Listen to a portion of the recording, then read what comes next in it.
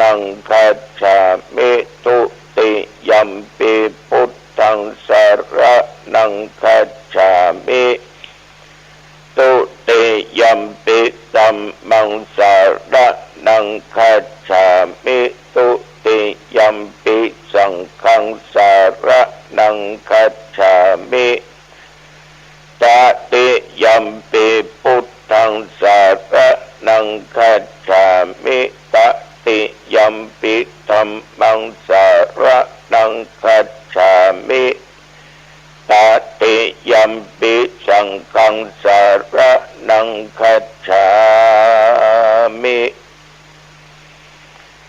ยะโตหังภะกินิอริยายะชาติยาชาโตนาปิชานามิสันกิจปานังชีวิตาวโรเปตาเตนะสัจเจนะโสติเตโหตุโสติคัพพัสสะ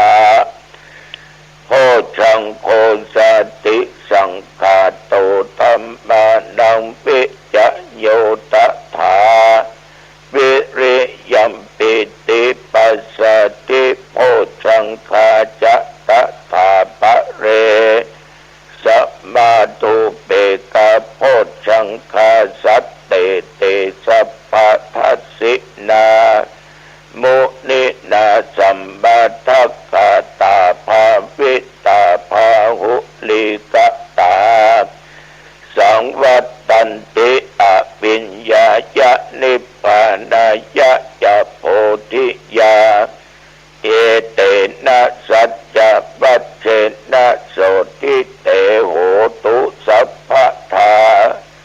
เอกัสสมิงสัมมะเยนะโตโมขันลานัญญกัสสปัง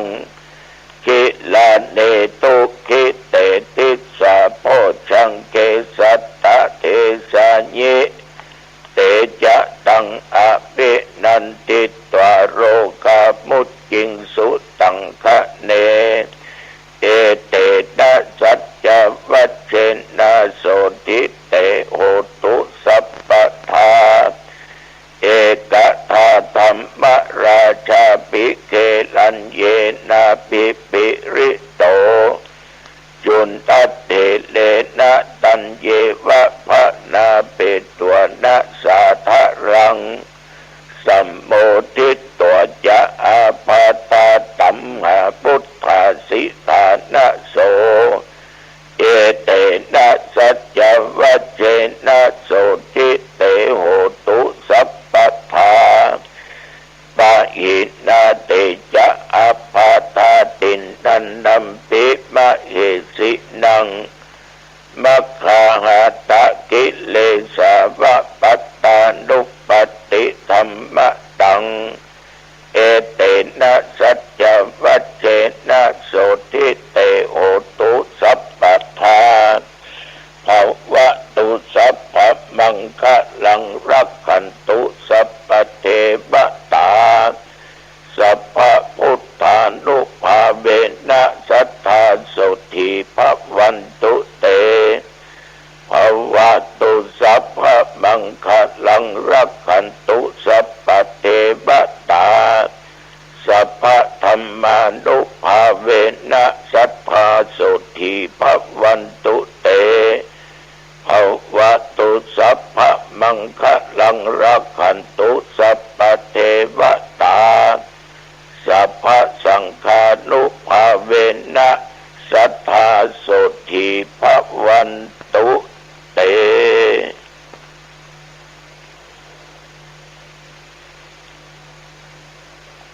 กรมอุตุได้ประกาศบอกไว้ว่า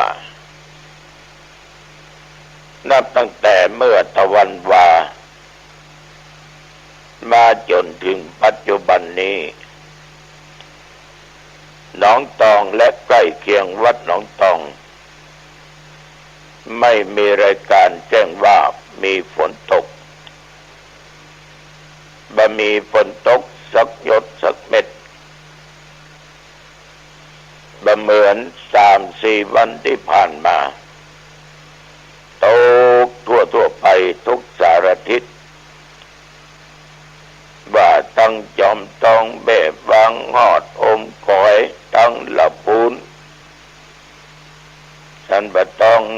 ดงเชียงใหม่ปุ้นปดเสียวแม่อ่อนสันกับแปงสันทรายสลับปีแม่ริมตกเกือบทั่วไปบางที่ก็ตกหนักบางที่ก็ตกบ่ให้บ่ดีบางที่ก็เกิดพายุบางที่ก็บ่มีแต่หนองตองนั้นมีตกหนักตกน้อยก็ทำให้อากาศที่มันเป็นหมอกเป็นเมยนั้นได้หายไปจางไป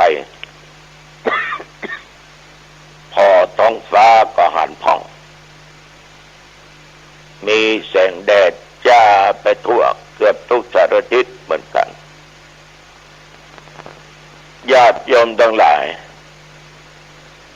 เอาไปดูน้ำฝนนี่นะมันตกใส่พริกใส่มะเขือใส่พืชพันธุ์ต่างๆที่ญาติโยมปลูกไว้หว่านไว้เหมือนกับพระเจ้าวัดเฮานะมันทำสวนครัวปลูกผักกาดหลายชนิดปลูกหอมหลายอย่างปลูกพริกปลูกมะเขือพอฝนตกใส่เนี่ยพืชต่างๆนั้นยิ้มสีเขียวขึ้นมามีชีวิตชีวาขึ้นมาถึงจะเอาน้ำไปหดไปลดมันถึงวันทุกเช้าทุกเย็นก็ตามมันก็พอ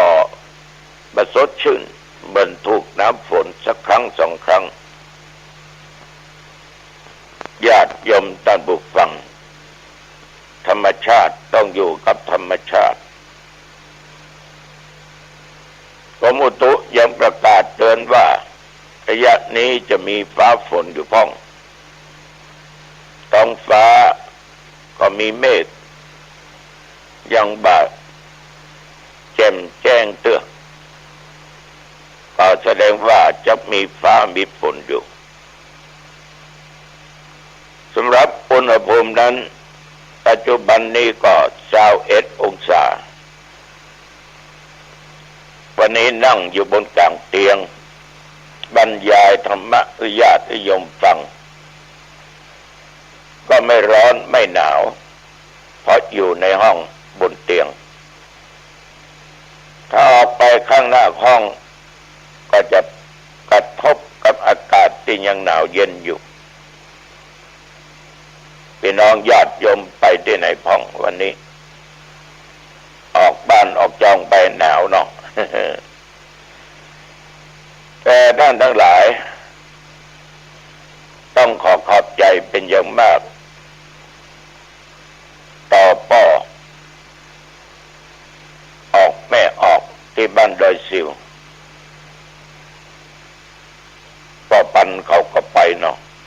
บ้านหลานตองบ้านน้ำจำบ้านดอยสิวหลายที่หลายแห่งหลายโทนประการสำคัญเป็นน้องตามอำเภอแม่ทาแต่ว่าได้ไปเทศน์ในงานศพแม่เซลคือแม่อุยสุก เป็นแม่ของสาธุเจ้าบุญต่อก็เทศน์อานิสงส์การหาบีตายขอบใจที่ญาติโยมนั่งสงบจิตสงบกายนั่งฟังธรรมเทศนาแล้ววันนี้ก็จะไปพบปะกันที่เก่าที่เดิมจะไปเผาศพแม่สุขเพราะว่าเป็นเซลล์เดียวกันอายุเท่าเดียวกัน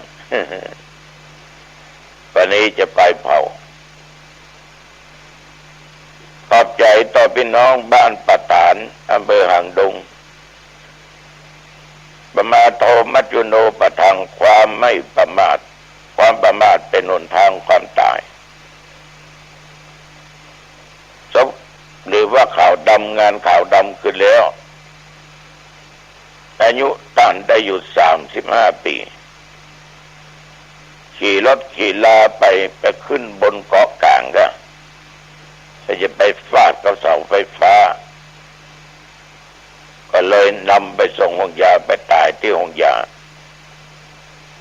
ประมาณตึ้งได้ญาติโยม ะนั้นเวลาไปเหนือใต้ตกออกไก่ไก่ขี่รถจักรยานกับรถจักรยานยนต์กับรถยนต์กับจะยี่ห้ออย่างใดก็จ้างเถอะราคาจะเป็น4-5 ล้าน10 ล้าน20 ล้านก็จ้าง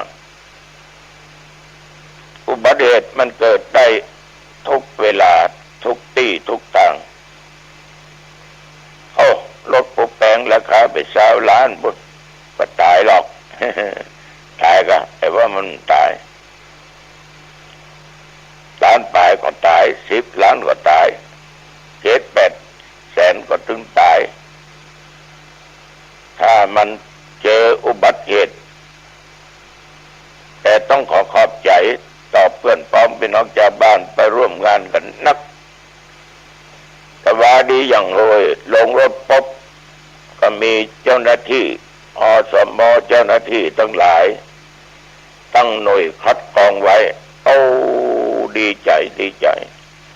ทุกเจ้าลงต้องงานใส่กันเตวไปละวัดอุณหภูมิตัวเองมี36.1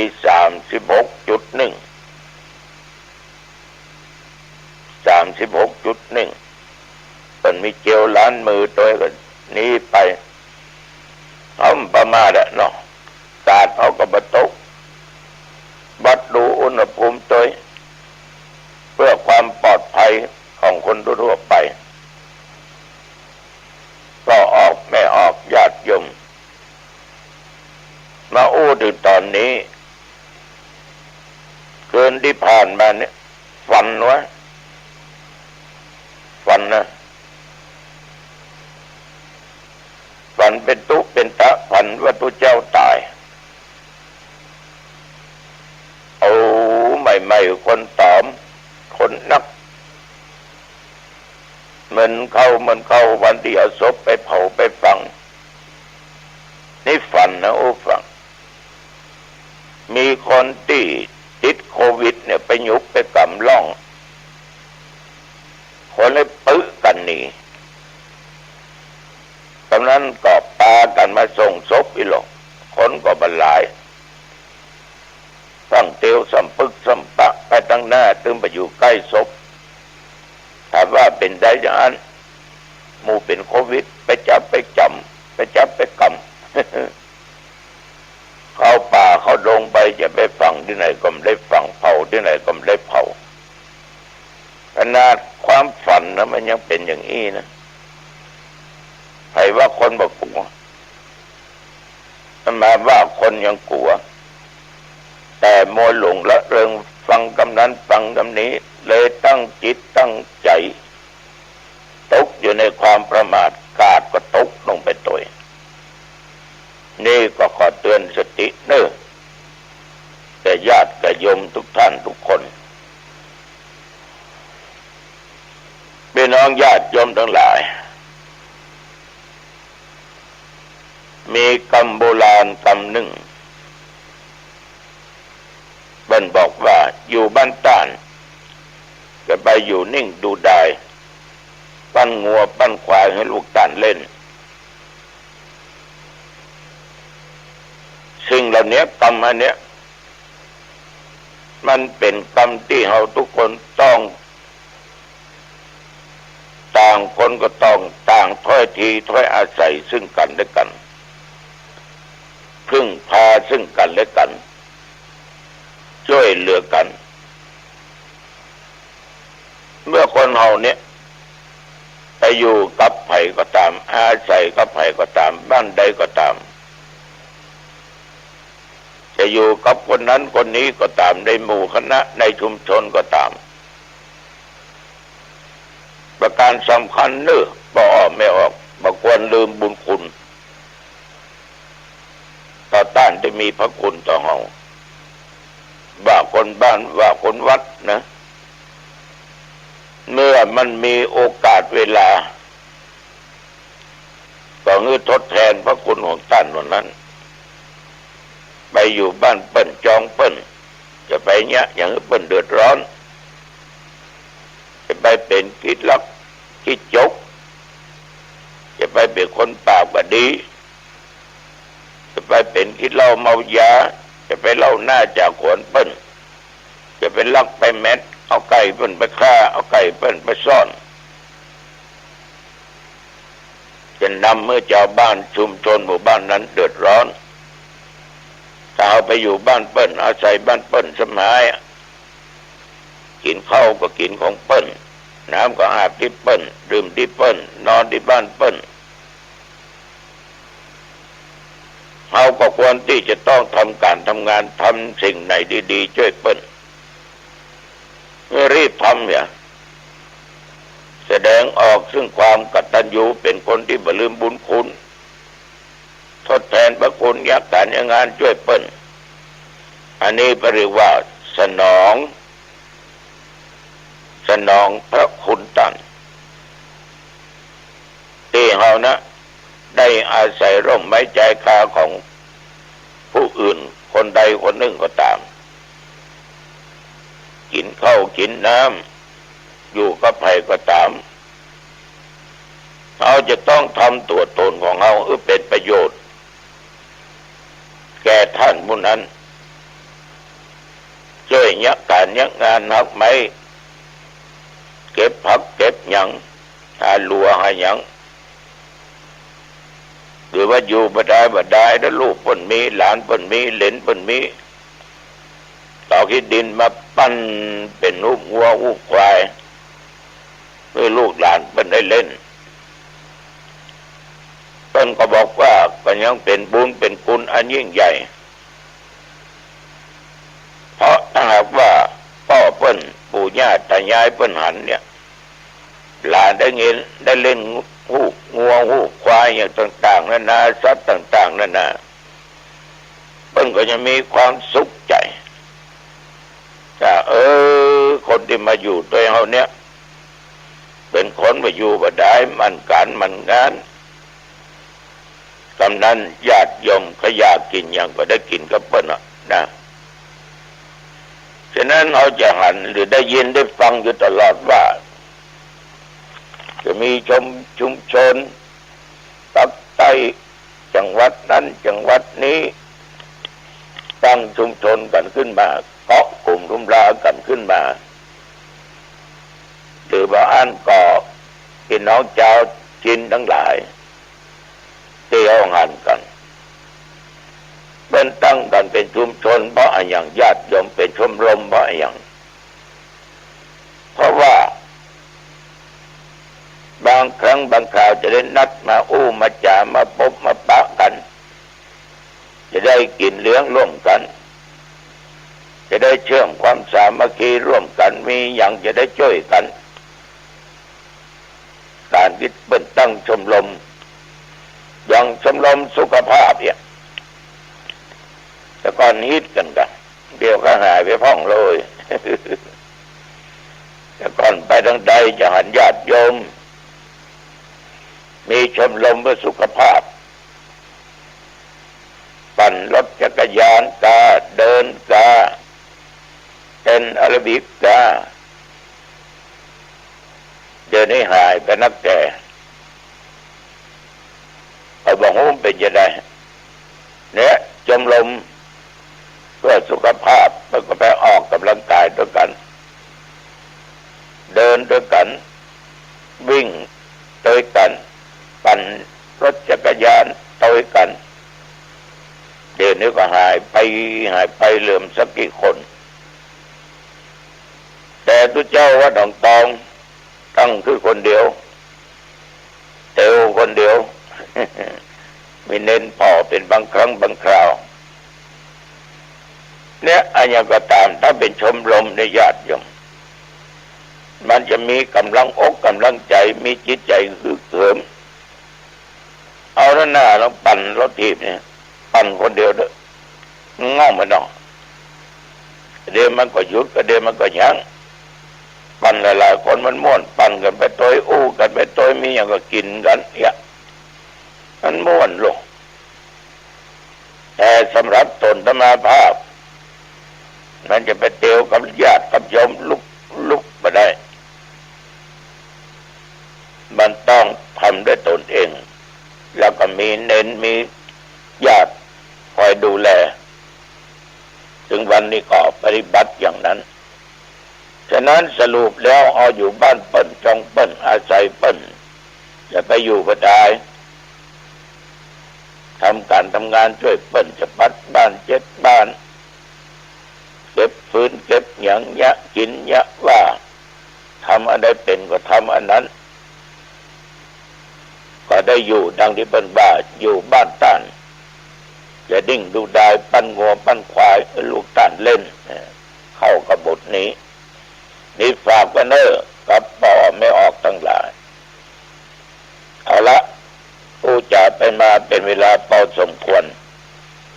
อายุวันโนสุขังพลังพบกันใหม่โอกาสหน้าเจริญพรสวัสดีครับท่าน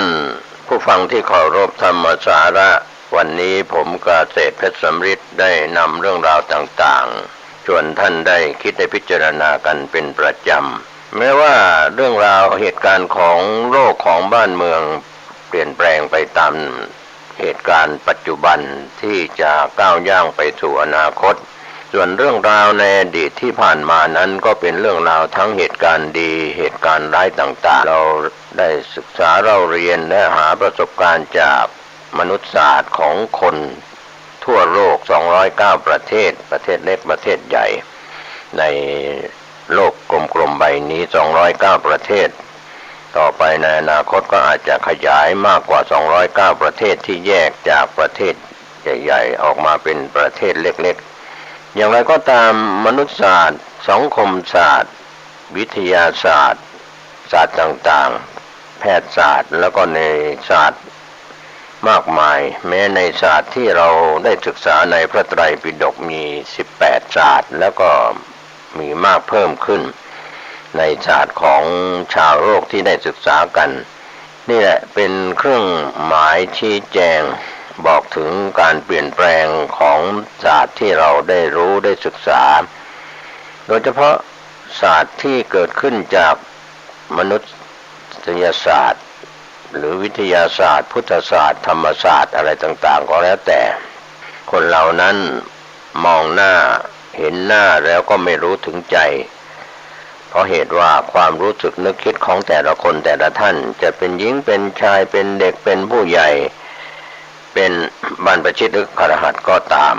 วันนี้เรารู้หน้าตาท่าทางหญิงชายอากัปกิริยาท่าทางเห็นหน้ารู้หน้าได้แต่ไม่รู้ถึงจิตใจยังไม่ถึงความรู้สึกโดยข้ออุปมาเหมือนดังทะเลนะครับคุณ8ประการที่เรายังไม่ถึงก็คือสะดือทะเลความลุ่มลึกของทะเลเช่นเดียวกันกับในทางพระพุทธศาสนาโดยเฉพาะคำสอนที่บอกว่าคนเรานี่ยังใจไม่ได้ยังใจไม่ถึงแม้คนที่เป็นสามีภรรยานอนเบียดเสียดภรรยาสามีลูกหลานอยู่ก็ตามก็ยังใจไม่ได้พ่อแม่ยังใจลูกไม่ได้ลูกก็ยังใจพ่อแม่ไม่ได้หรือคนที่คบค้าสมาคมกันก็ยังใจรู้ซึ่งทางจิตใจไม่ได้ว่าเขาสร้างบุญบารมีอะไรมาในบารมีที่เป็นพุทธบารมีปัจเจกบารมีสาวกบารมีเรายังใจเขาไม่ได้รู้ใจไม่ได้แต่จะรู้ได้จากการที่ได้เรียนจิตวิทยาหรือรู้ได้จากจิตชรูปที่แสดงออกทางคำพูดทางอากัปกิริยายืนเดินนั่งนอนคู่เหยียดเคลื่อนไหวการรับประทานอาหารการแต่งเนื้อแต่งตัวการเข้าสู่สังคมมีทั้งการเข้าสู่สังคมแบบเรียกว่าสังคมไฮโซที่หลอกลวงกันซึ่งหน้าแต่อย่างใจไม่ได้ว่าเขาแต่งตัวจะสวยงามแต่จิตใจเขาจะสวยงามตามการแต่งตัวภายนอกหน้าตาตั้งแต่ศีรษะจนจดปลายเท้าเสียเงินเสียทองไม่ว่าจะเป็นเรื่องของการศัลยกรรมตกแต่งใช้เครื่องสำอางใช้เครื่องประเทืองผิวอะไรก็แล้วแต่อันนั้นเป็นเรื่องของการแต่งกายภายนอกแต่การแต่งกายภายนอกนั้นก็สวยงามแล้วที่โบราณชอบพูดว่าไก่งามเพราะขนคนงามเพราะแต่งแต่ว่าแต่งจิตแต่งใจนี่สำคัญนะครับท่านผู้ฟังวันนี้เราจะหน้าตาสวยสดงดงามจะหล่อไม่หล่อจะสวยไม่สวยอะไรก็แล้วแต่เราต้องทำความสะอาดร่างกายตั้งแต่หัวจรดเท้า ด้วยการทำความสะอาดภายนอกแต่ความสะอาดภายในเราจะต้องทำความสะอาดด้วยทานศีลภาวนาเป็นการทำความสะอาดตามหลักฐานในทางพระพุทธศาสนาวันนี้ก็เป็นเรื่องไม่แปลกนะครับที่เราได้ฟังพุทธธรรมนาย16ข้อ16ประการของพระพุทธองค์ทรงพยากรณ์แก่พระเจ้าประเสนที่โกศลที่ฝันขึ้นเดียว16เรื่องก็เกิดขึ้นแล้วในยุคปัจจุบันและกำลังเกิดขึ้นต่อไปจากปัจจุบันไปสู่อนาคตแม้แต่ชาวฝรั่งก็ยังเชื่อการพิสูจน์ของนอตตาดามุสที่พยากรณ์แบบฝรั่งแบบที่พยากรณ์ไว้แต่พุทธธรรมนายของเรามีมาก่อนนอตตาดามุสแล้ว16ข้อ16ประการว่า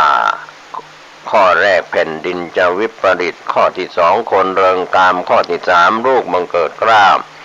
ข้อที่4ใบเบิกทางข้อที่5ยุติธรรมอยู่ที่ไหนข้อที่6ที่คอกเดินถนนข้อที่7จุดไฟเผาบ้านข้อที่8คนจนมีสิทธิ์ไหมครับข้อที่9คนดีจะหนีไปอยู่ป่าคนบ้าจะครองเมืองข้อที่10หม้อข้าวประหลาดข้อที่11นักบุญคนบาปข้อที่12สังคมวิปริตเห็นผิดเป็นชอบข้อที่13หนักดังขุนเขาทำไมเบากว่าขนนกข้อที่14คนหลงตามข้อที่15คนเมายศข้อที่16ภัยสังคมอันนี้เป็นหัวข้อที่พูดถึงโดยย่อๆถ้าเรามองดูแล้วก็จะเห็นว่าแผ่นดินวิปริตนั้นก็คือเหตุการณ์เลวร้ายหรือภัยพิบัติก็จะเกิดขึ้นกับสังคมจะวิปริตอย่างไรก็เป็นยุคที่ผู้นำหรือผู้ปกครองของประเทศไร้ศีลไร้ธรรมแสวงหาแต่ประโยชน์ส่วนตนคดโกงเบียดเบียนคนดีมีคุณธรรมทำให้เกิดความระสำระสายเดือดร้อนไปทุกสังคมทุกหย่อมย่าก็เป็นเรื่องที่ได้พยากรณ์ไว้ก็เรื่องของความฝันนั้นมีทั้งเทพนิมิตเทวดาดลใจจิตอาวรณ์จิตใจคิดฝักใฝ่ลางสังหรณ์ธาตุกำเริบอันนี้คือความฝันที่เกิดขึ้นแต่การพยากรณ์ของพระพุทธองค์ที่เป็นความฝันของพระเจ้าประเสนที่โกศลนั้นก็มิใช่ธรรมดาจะเกิดข้าวยากหมากแพงทุกแหล่งล่าฝูงประชาแค้นครับลงอับเฉาด้วยมนตรีมีโมหะปัญญาเยาว์ลำเอียงเอาอามิตรไม่คิดทำนี่ก็เป็นคำสอนที่เป็นคำกลอนฝากไว้ส่วนข้อที่พูดว่าคนเริงกามนั้นแม้ในคำสอนที่เป็นความฝันของพระเจ้าประเสนที่โกศลพระองค์ก็ได้เห็นต้นไม้พองอกได้คืบได้ศอกก็ออกดอกออกผลทั่วทั้งแผ่นดินอันนี้พระพุทธองค์ก็ทรงพยากรณ์ที่เป็นข้อสำคัญว่าต่อไปในปัจจุบันหรือในภายภาคหน้านั้นเรียกว่าเรื่องราวที่ของคนหนุ่มคนสาวนะครับที่จะเรียกว่ามีอะไรที่เกินวัยเติบโตหรือมีการพัฒนาดังนั้นวันนี้คำกลอนที่พระพุทธองค์ทรงทำนายไว้พระองค์ทรงสัตย์ตัดทายทำนายพลันภายหน้านั้นชายหญิงทิ้งเหล่ากอจะคบชู้สู่หาสมาคมจะเสพสมแต่แรกรุ่นละมุนหนอกุมารีจะมีบุตรสุดรีรอเริ่มแต่พอแรกรุ่นดารุณีอันนี้ก็เป็นคำพยากรณ์เป็นคำกลอนที่เคยนำเสนอแล้วก็ฝากท่านไปคิดอยู่แล้วส่วนข้อว่าลูกบังเกิดเกล้านั้นก็มีความหมายถ้าเรามองลงไปในสุบินข้อที่3ว่าได้เห็นแม่โคดื่มนมของลูกตัวเองทั้งที่เพิ่งเกิดมาได้เพียงวันเดียวอันนี้ก็เป็นข้อคิดเตือนจิตเตือนใจพระพุทธองค์ทรงพยากรณ์ว่ามนุษย์จะไร้ศีลธรรม ความกตัญญูรู้คุณก็จะหายไปลูกหลานแทนที่จะคอยเอาใจใส่ดูแลเลี้ยงดูพ่อแม่ปู่ย่าตายายยามแก่ยามเฒ่าก็กลับไปให้พ่อแม่มาคอยขอความช่วยเหลือราวกับขอทานดูเป็นที่น่าเวทนาอันนี้ก็เป็นความฝันข้อที่3ส่วนความฝันข้อถัดไปใบเบิกทางข้อที่4นั้นก็ได้เห็นความฝันที่พระ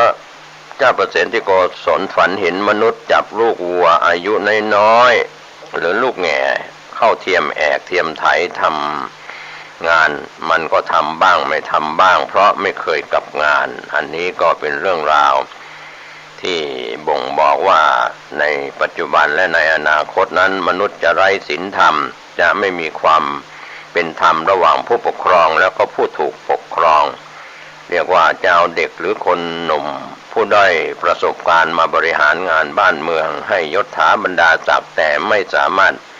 ทำกิจการงานให้รุ่ล่วงไปได้อันนี้ก็เป็นเหตุการณ์เกิดขึ้นในปัจจุบันแล้วก็จะมีต่อไปในอนาคตเป็นคำพยากรณ์ของพระพุทธองค์ที่ทรงพยากรณ์ความฝันของพระเจ้าประเสนที่โกศลส่วนข้อที่5นั้นพระเจ้าประเสนที่โกศลฝันว่าเห็นม้าแปลกประหลาดมี2 ปากหิวกระหายน้ำลายไหลอยู่ตลอดเวลาหญิงชายพากันเอากล้าข้าวเหนียวมาป้อนให้กินเท่าไหร่ก็ไม่พออันนี้ก็เป็นความฝันของพระเจ้าประเสนที่โกศลก็พระองค์ทรงพยากรณ์ว่าต่อไปในอนาคตเมื่อมนุษย์ไร้ศีลธรรมผู้คนมัวเมารุ่มหลงในโลกียสุขก็จะมีมากขึ้นจิตใจก็จะเสื่อมทรามเบียดเบียนกันอย่างโหดร้ายทารุณอันนี้ก็ถือว่าเข้าข่ายในปัจจุบันนั้นเรื่องกินสินบาทคาดสินบนฉวยโอกาสยามประชาชนกำลังเดือดร้อนเกิดคดีความกันแทนที่จะเมตตากรุณาทั้งทางการผ่อนสั้นผ่อนยาวหาทางช่วยกันในเรื่องของความเดือดร้อนก็เอาความทุกข์ความเดือดร้อนไปขึ้นโรงขึ้นศาลเสียเวลาสิ้นเปลืองเงินทองบางเรื่องหน่วงเหนียวเรื่องราวให้เนิ่นนานเพื่อจะหาผลประโยชน์กับคู่ความอันนี้ก็เรียกว่าม้า2 ปากนั่นนะครับกระบวนการยุติธรรมจะตาช่างเอียงไปเอียงมาส่วนความฝันข้อที่6นั้น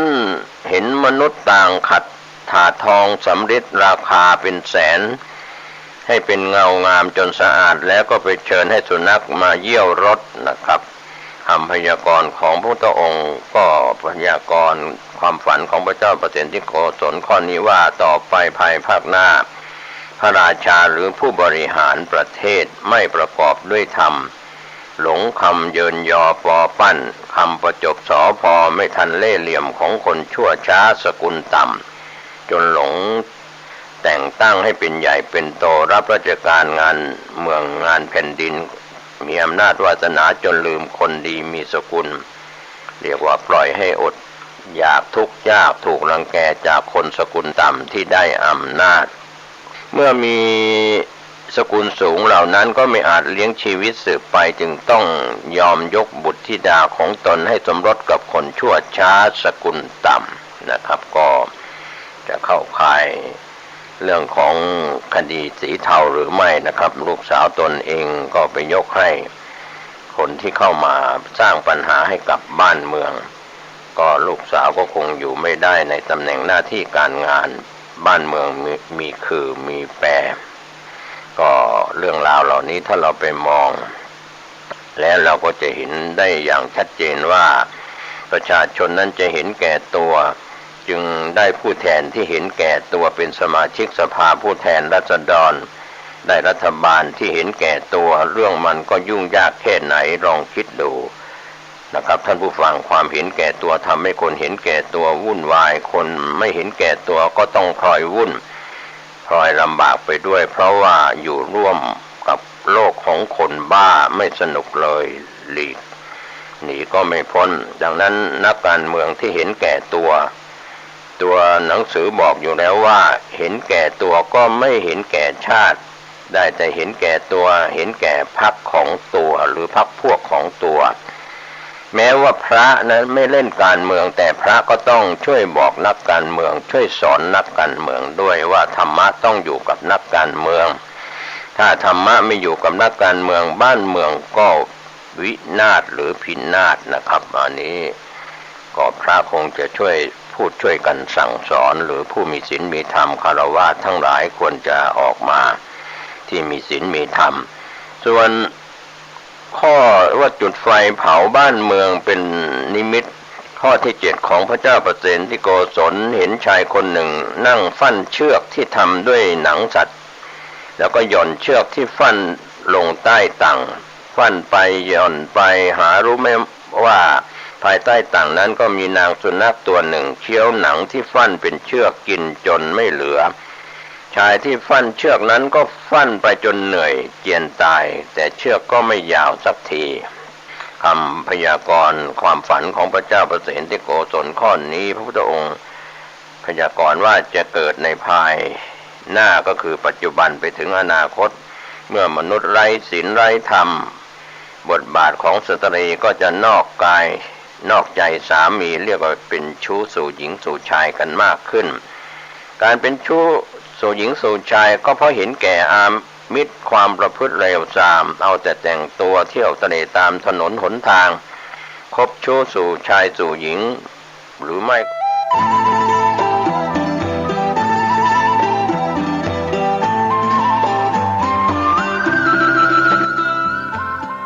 ข่าวสารประการประชาสัมพันธ์ด้วยพลังพุทธานุภาพธรรมานุภาพสังฆานุภาพเทวานุภาพนาคานุภาพแห่งบรมครูครูบาอาจารย์ปู่ฤาษี108เจ้าภาพสร้างหล่อปั้นพระพุทธรูปพระเจ้าทันใจโดยมีคุณแม่ชีพจนาพรวิศีวรพัฒน์นางสาวสุนทรีวิศีปัตย์นางสาวยานทัศน์วิศีปัตย์พร้อมครอบครัววิศีวรพัฒน์ครอบครัววิศีปัตย์เชิญร่วมเป็นเจ้าภาพหล่อปั้นบรรจุหัวใจนามพระพุทธรูปพระพุทธสถิตพจนาภรณ์วันอาทิตย์ที่7พฤษภาคมพุทธศักราช2566พิธีเริ่มเวลา 9:09 น.ร่วมสร้างบุญได้ตั้งแต่วันนี้เป็นต้นไปติดต่อสอบถามร่วมบุญได้ที่พระครูสถิตธุราธรเจ้าวาดวัดสันขยอมอำเภอสันทรายจังหวัดเชียงใหม่0806849835และที่พระครูประหลัดกิติพงศ์กิติโสพโนด็อกเตอร์ผู้ช่วยเจ้าวาดวัดสันขยอม0962629694เชิญท่านร่วมบุญร่วมกุศลในคราวครั้งนี้โดยพร้อมเพรียงกัน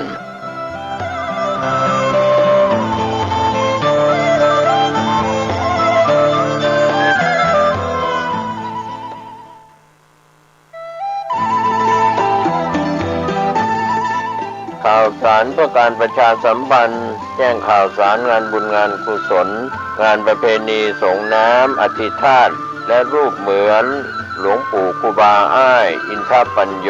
อดีตเจ้าวาดวัดสะพุงน้อยตำบลมะกอกอำเภอป่าซังจังหวัดลำพูนกำหนดการวันเสาร์ที่27พฤษภาคมพุทธศักราช2566พิธีเริ่ม 9:30 น.ขอเชิญชวนคณะสงฆ์คณะศิษยานุศิษย์คณะศรัทธาของวัดสะพุงน้อยร่วมงานบุญงานกุศลติดต่อสอบถามรายละเอียดและร่วมบุญได้ที่063-756-1681งานบุญงานกุศลเป็นการทำบุญถึงอดีตเจ้าวาดวัดสะพุงน้อยหลวงปู่ครูบาอ้ายอินทปัญโยซึ่งเป็นที่เคารพนับถือของศรัทธานักศีลนักบุญเชิญร่วมงานวันเสาร์ที่27พฤษภาคมพุทธศักราช2566ช่วงเช้า 9:30 น.เป็นต้นไปโดยพร้อมเพรียงกัน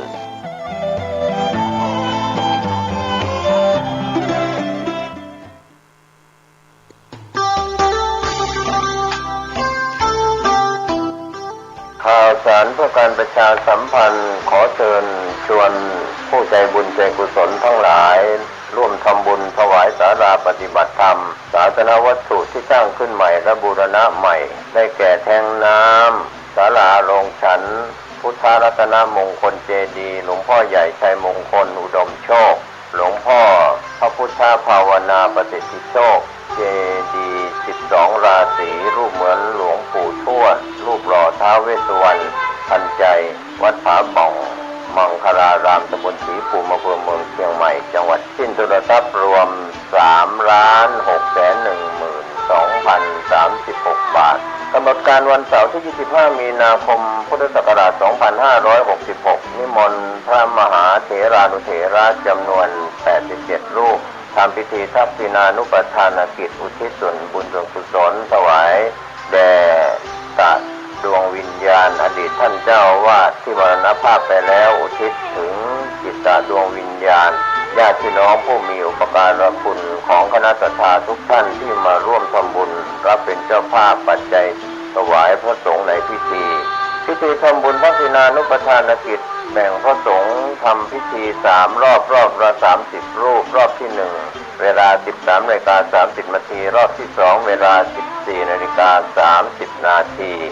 พิธีมหาพุทธาภิเษกพระพุทธรูปหลวงพ่อพระพุทธเมตตาพระพุทธาภิมงคลผลตองแสนหาบนวิหารหลวงพ่อใหญ่ชัยมงคลอุดมโชคลานวัดหลวงพ่อพระพุทธภาวนาประสิทธิโชคบนศาลาหลังใหม่พระพุทธรูปทุกองค์ที่ประดิษฐานอยู่ในวัดผาบ่องพระพุทธรัตนมงคลเจดีย์รูปเหมือนหลวงปู่ทวดนักบุญแห่งแดนใต้รูปเหมือนครูบาเจ้าศรีวิชัยนักบุญแห่งล้านนารูปหล่อท้าวเวสสุวรรณทันใจเวลา 18 นาฬิกานิมนต์พระมหาเถรานุเถระจำนวน 39 รูปเจริญพระพุทธมนต์สวดมนต์สันนั่งโปรกแผ่เมตตาจิตวันอาทิตย์ที่ 26 มีนาคม พุทธศักราช 2566 พิธีสะเดาะนพเคราะห์สืบชะตานิมนต์พระสงฆ์เถรานุเถระจำนวน 49 รูปในการนี้ก็ขอเชิญชวนศรัทธาสาธุชนร่วมทำบุญรับเป็นเจ้าภาพปัจจัยถวายพระสงฆ์ในพิธีติดต่อขอรับเป็นเจ้าภาพได้ที่พระมหาสมบัติชวนาเมธีเจ้าอาวาส 0910797084 ในงานนี้มีซอพื้นเมือง2 คู่ที่ 1น้องลำจวนดอยเต่ากับอ้ายศรีวันเมืองฝางคู่ที่ 2น้องข้าวแป้งสันป่าตึงกับ2เมืองเชียงรายรอบค่ำคืนเปลี่ยนจากซอเป็นดนตรีก็เป็นงานบุญงานกุศลกำหนดการทำบุญที่สำคัญ 25 และ 26 มีนาคม พุทธศักราช 2566 ณ วัดผาบ่องตำบลศรีภูมิอำเภอเมืองจังหวัดเชียงใหม่เชิญท่านร่วมงานบุญนี้โดยพร้อมเพรียงกันบนฟ้าเปิ้นหันตายไปแล้วบุญบันดาลข่าวสารเพื่อการประชาสัมพันธ์1 ไลน์ 1 แชร์ 1 โอกาสทางการศึกษาโรงเรียนวิสุทธิวิทยากรวัดบุญญาวาสวิหารพระอารามหลวงสังกัดสำนักบริหารงานคณะกรรมการส่งเสริมการศึกษาเอกชนกระทรวงศึกษาธิการรับสมัครนักเรียนใหม่ปีการศึกษาใหม่เรียนฟรีตลอดปีการศึกษาไม่เสียค่าใช้จ่ายในการเรียนตามโครงการเรียนฟรี15 ปีพร้อมรับทุนการศึกษาพร้อมโควต้าเรียนต่อมหาวิทยาลัยและวิทยาลัยของรัฐตามที่ต้องการคุณสมบัติเป็นนักเรียนชายและสามเณร1จบการศึกษาประถมศึกษาปีที่6รับ50 รูปคน2จบการศึกษามัธยมศึกษาปีที่3รับ50 รูปคนสนใจติดต่อได้ตั้งแต่บัดนี้เป็นต้นไปโรงเรียนวิสุทธิวิทยากรหลักสูตรการเรียนการสอนมีศักดิ์และสิทธิเท่าเทียมสถาบันการศึกษาของรัฐบาลทุกประการติดต่อสอบถามรายละเอียดเพิ่มเติมได้ที่พระครูวิบูลย์ปริยัตยากรผู้อำนวยการเลขที่39ถนนพหลโยธินตำบลหัวเวียงอำเภอเมืองลำปางจังหวัดลำปางรหัสไปรษณีย์52000ติดต่อโทรศัพท์054 217 526เบอร์โทรศัพท์054-217-526ได้ในวันเวลาราชการ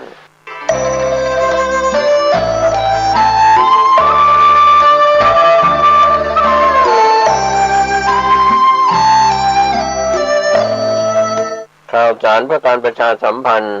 อเชิญชวนผู้ใจบุญร่วมสร้างทางสู่สวรรค์ตามรอยแห่งเท้ามัคควาน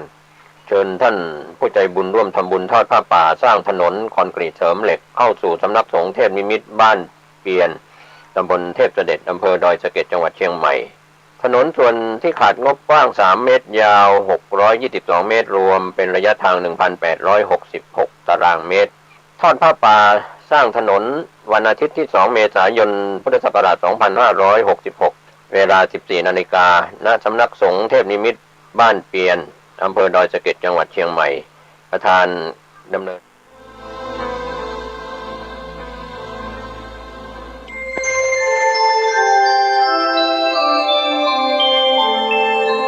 ขณะนี้ท่านกำลังฟังสถานีวิทยุกระจายเสียง FM 104.5 เมกะเฮิรตซ์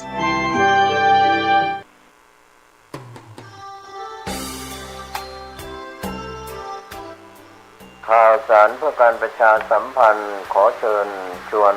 ผู้ใจบุญใจกุศลทั้งหลายร่วมทำบุญถวายศาลาปฏิบัติธรรมศาสนวัตถุที่สร้างขึ้นใหม่และบูรณะใหม่ได้แก่แทงน้ำศาลาโรงฉันพุทธรัตนมงคลเจดีย์หลวงพ่อใหญ่ชัยมงคลอุดมโชคหลวงพ่อพระพุทธภาวนาประสิทธิโชคเจดีย์12ราศีรูปเหมือนหลวงปู่ทวดรูปหล่อท้าวเวสสุวรรณทันใจวัดผาบ่องมังคลารามตำบลศรีภูมิอำเภอเมืองเชียงใหม่จังหวัดสิ้นทุนทรัพย์รวม 3,612,036 บาทกำหนดการวันเสาร์ที่ 25 มีนาคม พุทธศักราช 2566 นิมนต์พระมหาเถรานุเถระจำนวน 87 รูปทำพิธีทักษิณานุปทานกิจอุทิศส่วนบุญส่วนกุศลถวายแด่สัตว์ดวงวิญญาณอดีตท่านเจ้าอาวาสที่มรณภาพไปแล้วอุทิศถึงจิตตดวงวิญญาณญาติพี่น้องผู้มีอุปการะคุณของคณะศรัทธาทุกท่านที่มาร่วมทำบุญรับเป็นเจ้าภาพปัจจัยถวายพระสงฆ์ในพิธี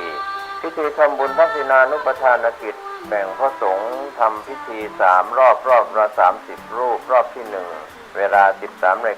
13:30 นาทีรอบที่2เวลา 14:30 นาที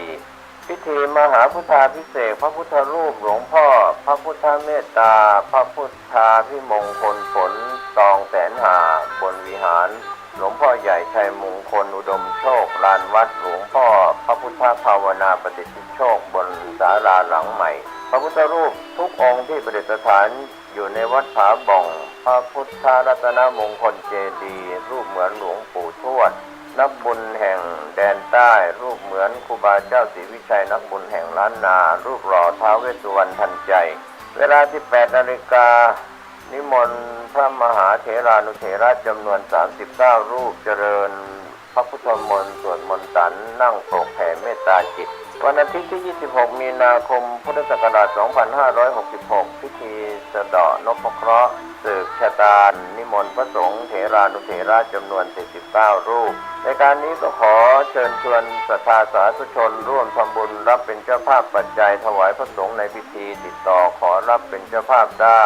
ที่พระมหาสมบัติชวนะเมธีเจ้าอาวาส 0910797084 ในงาน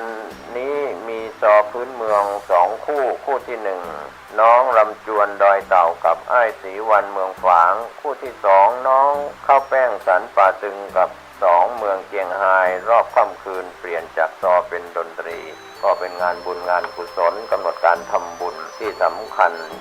25และ26มีนาคมพุทธศักราช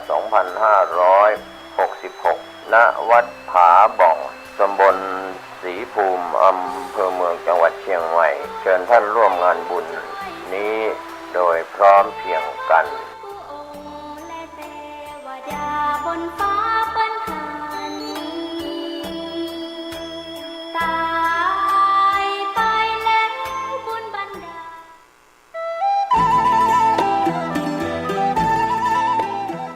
ลข่าวสารเพื่อการประชาสัมพันธ์ขอเชิญชวนผู้ใจบุญร่วมสร้างทางสู่สวรรค์ตามรอยแห่งเท้ามัคควานเชิญท่านผู้ใจบุญร่วมทำบุญทอดผ้าป่าสร้างถนนคอนกรีตเสริมเหล็กเข้าสู่สำนักสงฆ์เทพนิมิตรบ้านเปียน ตำบลเทพเสด็จอำเภอดอยสะเก็ดจังหวัดเชียงใหม่ถนนส่วนที่ขาดงบกว้าง3 เมตรยาว622 เมตรรวมเป็นระยะทาง 1,866 ตารางเมตรทอดผ้าป่าสร้างถนนวันอาทิตย์ที่ 2 เมษายน พุทธศักราช 2566 เวลา 14 นาฬิกา ณ สำนักสงฆ์เทพนิมิตรบ้านเปียนอำเภอดอยสะเก็ดจังหวัดเชียงใหม่ประธานดำเนินการคณะสงฆ์ตำบลป่าเมี่ยงถึงเทพเสด็จคณะสงฆ์อำเภอดอยสะเก็ดคลื่นสีขาวพระครูชลทานพิทักษ์พระครูศรีปทุมรักษ์ท่านที่จะทำบุญออนไลน์ผ่านเลขที่บัญชีธนาคาร 020-154-602-913 ชื่อกองทุนพัฒนาสำนักสงฆ์เทพนิมิตรบ้านเปียนธนาคารเพื่อการเกษตรและสหกรณ์การเกษตรสาขาดอยสะเก็ดธนาคารธกส.สอบถามรายละเอียดและร่วมบริจาคได้ที่ 0817964608 หรือที่ Facebook สำนักสงฆ์บ้านเปียนก็เป็นงานบุญงานกุศลเชิญผู้ใจบุญร่วมสร้างทางสู่สวรรค์ตามรอยแห่งเท้ามัคควานตำบลทอดผ้าป่าสร้างถนนกำหนดการวันอาทิตย์ที่ 2 เมษายน พุทธศักราช 2566 เวลา 14 นาฬิกาณ สำนักสงฆ์เทพนิมิตรบ้านเปียนอำเภอดอยสะเก็ดจังหวัดเชียงใหม่เชิญท่านร่วมบุญร่วมกุศลสร้างถนนเส้นทางสายบุญนี้โดยพร้อมเพรียงกัน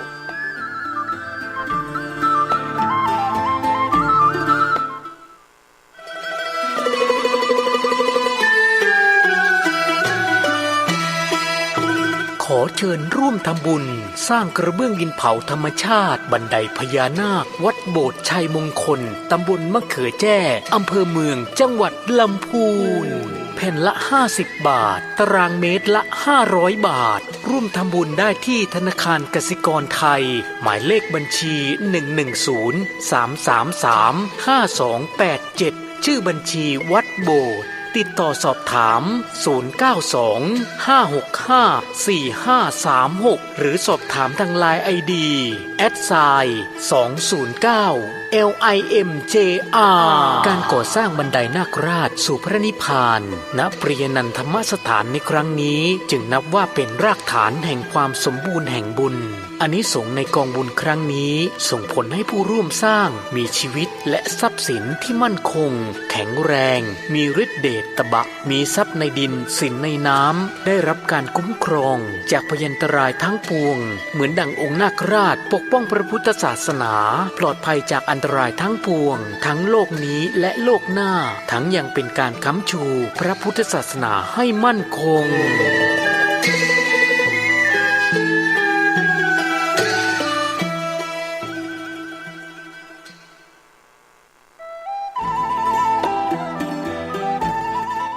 ข่าวสารเพื่อการประชาสัมพันธ์แจ้งข่าวสารงานบุญงานกุศลงานประเพณีส่งน้ำอธิธาตุและรูปเหมือนหลวงปู่ครูบาอ้ายอินทปัญโยอดีตเจ้าวาดวัดสะพุงน้อยตำบลมะกอกอำเภอป่าซางจังหวัดลำพูนกำหนดการวันเสาร์ที่ 27 พฤษภาคม พุทธศักราช 2566 พิธีเริ่ม 9:30 นาทีขอเชิญชวนคณะสงฆ์คณะศิษยานุศิษย์คณะศรัทธาของวัดสะพุงน้อยร่วมงาน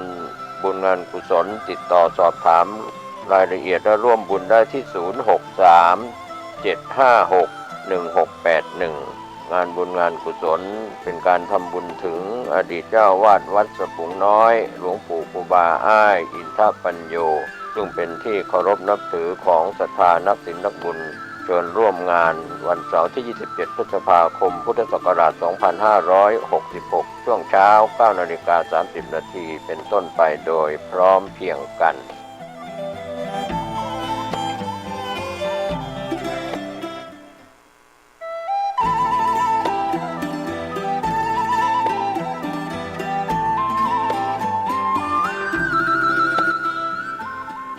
ข่าวสารเพื่อการประชาสัมพันธ์ด้วยพลังพุทธานุภาพธรรมานุภาพสังฆานุภาพเทวานุภาพนาคานุภาพแห่งบรมครูครูบาอาจารย์ปู่ฤาษี108เจ้าภาพสร้างหล่อปั้นพระพุทธรูปพระเจ้าทันใจโดยมีคุณแม่ชีพจนาพรวิศรีวรพัฒน์นางสาวสุนทรีวิศรีปัตย์นางสาวยานทัศน์วิศรีปัตย์พ ร้อมครอบครัววิศรีวรพัฒน์ครอบครัววิศรีปัตย์เชิญร่วมเป็นเจ้าภาพหล่อปั้นบรรจุหัวใจนามพระพุทธรูปพระพุทธสถิตพจนาภรณ์วันอาทิตย์ที่ 7 พฤษภาคม พุทธศักราช 2566 พิธีเริ่มเวลา 9:09 น.ร่วมสร้างบุญได้ตั้งแต่วันนี้เป็นต้นไปติดต่อสอบถามร่วมบุญได้ที่พระครูสถิตธุราธรเจ้าอาวาสวัดสันขยอมอำเภอสันทรายจังหวัดเชียงใหม่ 0806849835 และที่พระครูประหลัดกิติพงศ์กิติโสพโนด็อกเตอร์ผู้ช่วยเจ้าอาวาสวัดสันขยอม 0962629694 เชิญท่านร่วมบุญร่วมกุศลในคราวครั้งนี้โดยพร้อมเพรียงกัน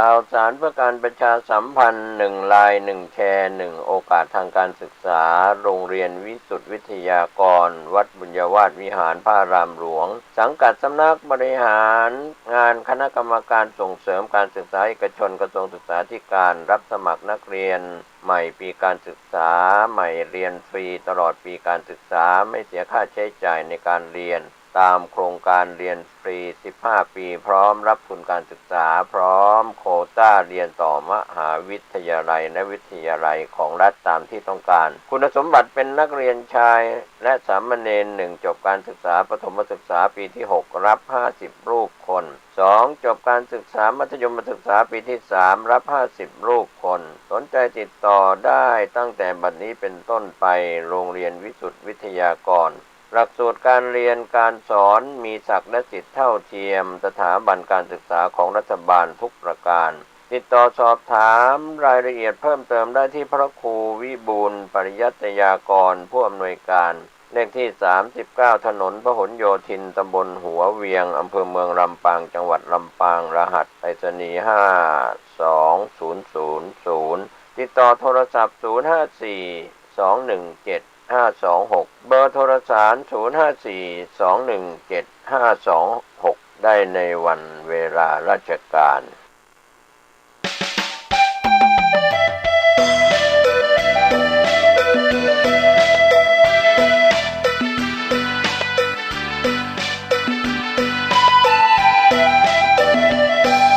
สถานีวิทยุสสวส่งเสียงเรื่องโน้ดังพอประมาณFM 104.5 กลางวันFM 104.5 กลางวันขอเชิญทุกท่านฟังรายการนี้ตั้งวัดไฟอำเภอเมืองเชียงใหม่รุ่งเรืองปุ่มเปลืองแสงสีเป็นวิทยุเพื่อประเพณีเป็นวิทยุเพื่อประเพณีศึกษาวิถีพุทธศาสตร์และศิลป์ส่งเสริมวัฒนธรรมกันดีๆทั้งนั้นสุขสันต์